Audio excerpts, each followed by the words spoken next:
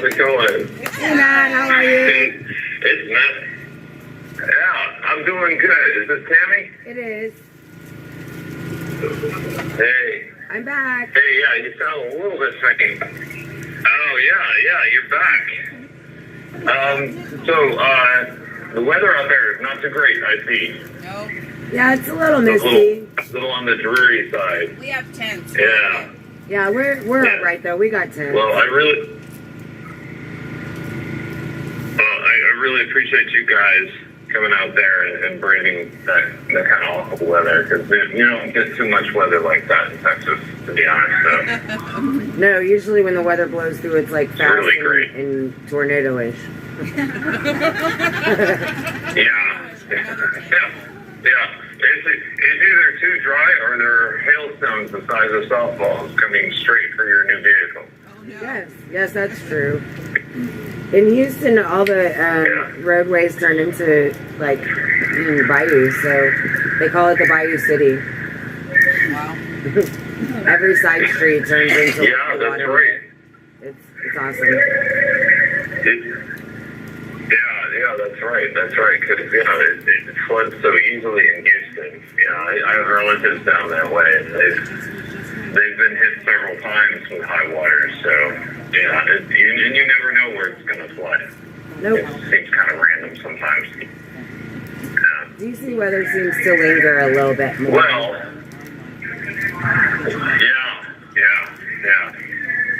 Well, I think I told everyone the other day that I got a haircut and I went for the old Lex Luthor look, just taking everything down to zero. I have actually a very nice head of hair, but I decided to make things as clean as possible because I want to be at least presentable during my sentencing hearing. I just have this thing about doing what you can to look good when you can.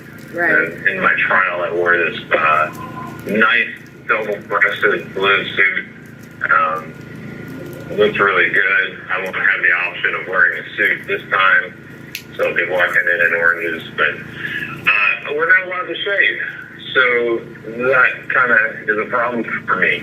So I guess the alternative to shaving for us in the Patriot Pod is to use this product it's like a depilatory cream. It's called Magic Shave. It's like me. And it works not at all. And it smells horrible and burns. Oh, it's not funny. I'm sorry. I shouldn't laugh at that. Yeah, I've heard a lot about it. Brian's been very upset about the Magic Shave issue, which I don't understand why y'all aren't allowed to shave. I don't get it. You're allowed to cut your hair, but you can't shave your face. It doesn't make any sense. Well, this is interesting because in other facilities I've been at on my trip to D.C., they did allow inmates access to a shaving razor, at least occasionally, and in some cases for like more than a day at a time. Right. So it could have been like a communal razor, like everyone has to use the same razor or whatever. I mean, I get it. You have people behind bars, some of them are, they're waiting trial or they've been tried for like nice crimes or something like that. You want to do is give them something sharp. Okay, I get it. But I mean, they still make allowances in those cases for those people who have access to the tools they need to keep hygienic and keep their faces clean and smooth, at least on a weekly basis. That's not the case for us. The Magic Shave was a real disappointment. I left it on. I went right by the instructions and I left it on as long as the instructions said you're supposed to leave it on, which is about 9 minutes. And it didn't really take anything off my face, but it did make me look like a radiation burn victim. Yeah. So, terrible. I guess. Yeah, I guess I'll be not clean shaven when I go to my sentencing hearing, which is a real bummer. That's one thing one small thing, but it would be nice to have access to a razor, especially if you're going to be in court. But Right. we don't usually get that. So. And then there's some food. Recently, people have been complaining about the food because they're supposed to be bringing it up to federal standards, and so far it's not there. And the deadline for bringing it up to federal standards is December, so we're a few weeks out from that, and the food hasn't markedly improved from our usual fare, which is usually some kind of bean plus some other kind of bean, and maybe either rice or pasta, and that's usually what dinner is. So, not at all appetizing. I try to avoid it when I can, which thankfully, I've been able to get some commissary recently. I've been able to avoid it 2 days in a row. Nice. Well, I'm just so sorry. It's sad to me. I look at the commissary list every week. I look at the, to order care packages. And there's so many items on the list that y'all don't have access to. And I don't understand why you don't have access to it. Simple things. Like, why are you not allowed to have bacon bits? Why? Like, I don't get it. Oh. They're on the commissary list. Well, Why are you not allowed to order them? Yeah, I'm not 100% sure about that. I do know that, I suspect it's the case because the employees are majority Muslim here, that they don't give the prisoners anything that isn't halal. So, but it's on the list. Like I noticed the other day, prisoners are getting that item. Yeah. It's absolutely being bought by other so, prisoners in this jail. So why are y'all not allowed access to right. it? It frustrates me. That's just one item out of about 50 that I've found so far. I just have a real problem with it. Whether it's illegal or not, they're not the ones eating it. They don't even have to touch it.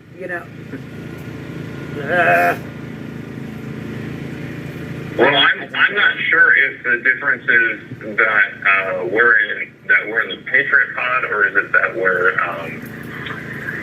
CTF as opposed to CDF, the other half of the jail? Because I've just noticed anecdotally looking across, because I can see through the window, and the folks in CDF, for example, seem to have thermal caps that they can wear, like those knit caps that you wear when it gets cold.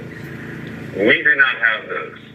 We do not have access to those. And y'all don't have access to shirts that fit either. Like, I can only order the largest size t-shirt I can order is a medium.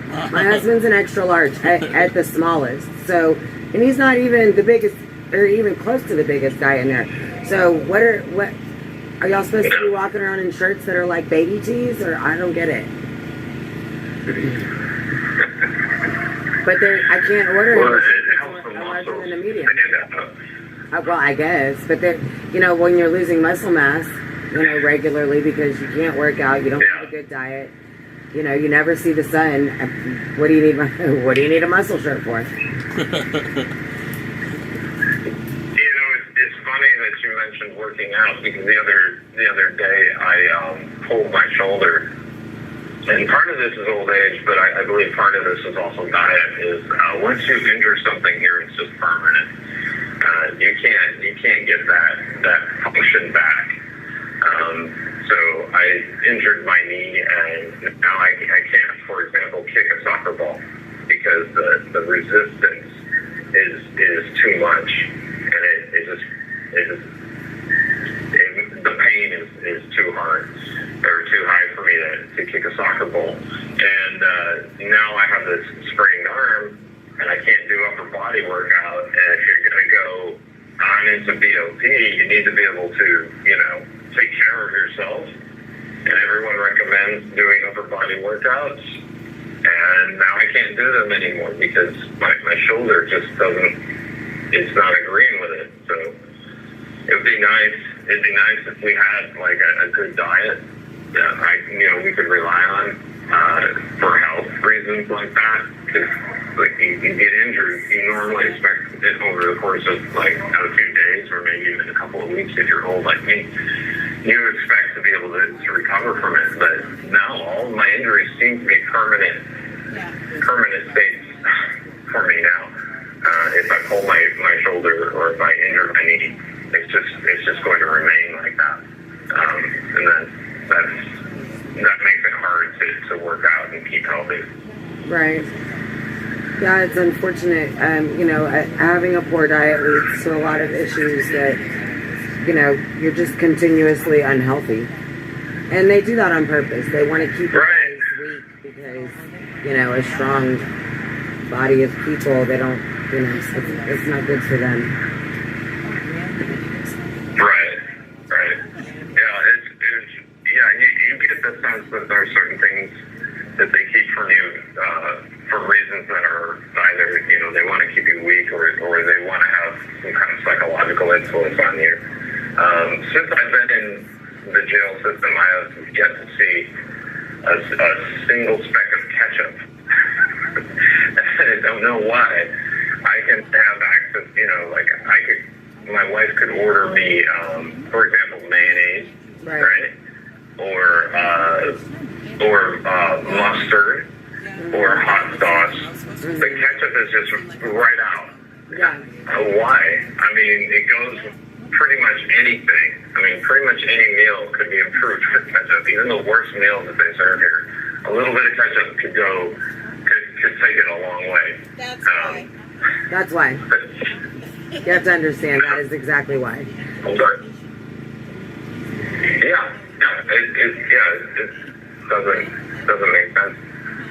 It doesn't make a practical sense. But yeah, it's weird. It's weird. Ketchup's such a common condiment everywhere else in America. Well, it's one of the top three. It's mayonnaise, mustard, ketchup. I mean, everybody knows that. That's the top three condiments in America: mayonnaise, mustard, ketchup. It's stupid. French hot sauce. It's really, just another little thing. If you're not supposed to be comfortable in jail, that's I guess the response. The Buffalo the DOJ. And then it's not even the DOJ because it's a privately owned facility. This is a county jail. Well, it's a county jail. It needs some federal funding, but it's still a county jail, right? I don't know. Maybe I'm wrong. I can't. believe so. As well as the county or municipal.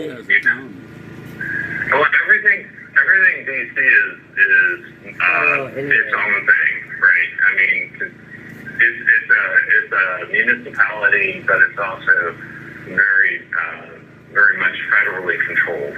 Right. So you can't say it fails normal definitions. But I mean, you can tell that the guards, for example, are contractors. But that's common anywhere in government.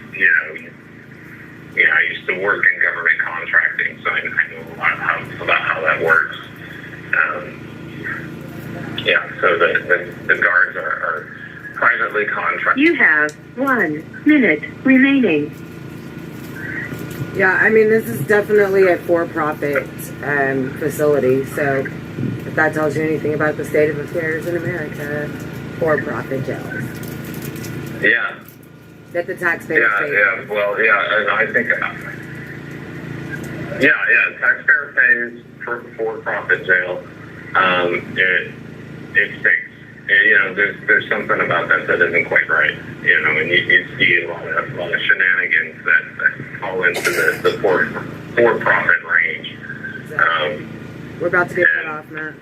It begs for correction. Yes, we are. Okay, so appreciate you guys. Stay warm, stay dry. Thank you. Take care of that, Patriot. We love you. We love you, Patriot. Yeah, I love you guys too. Well, Take you're it easy. looking at them. Good. Don't want her to get me. But it is true that this is a for-profit jail.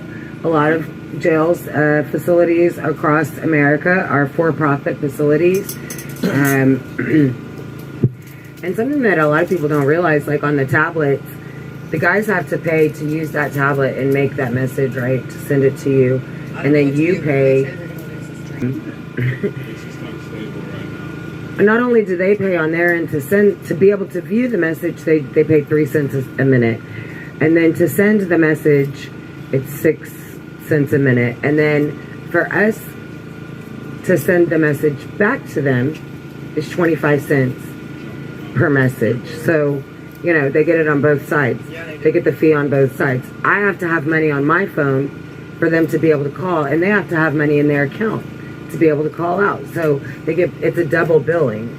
I don't understand how it's legal or constitutional, but somehow they do it. And that's just one tiny thing that really needs to be looked at by our politicians, and our legislatures need to take a look at these nuances in the prison system and fix it, because it's ridiculous, it's inhumane, it's torture, and we're supposed to be the best country on the planet, and this is how we treat our inmates. It's ridiculous.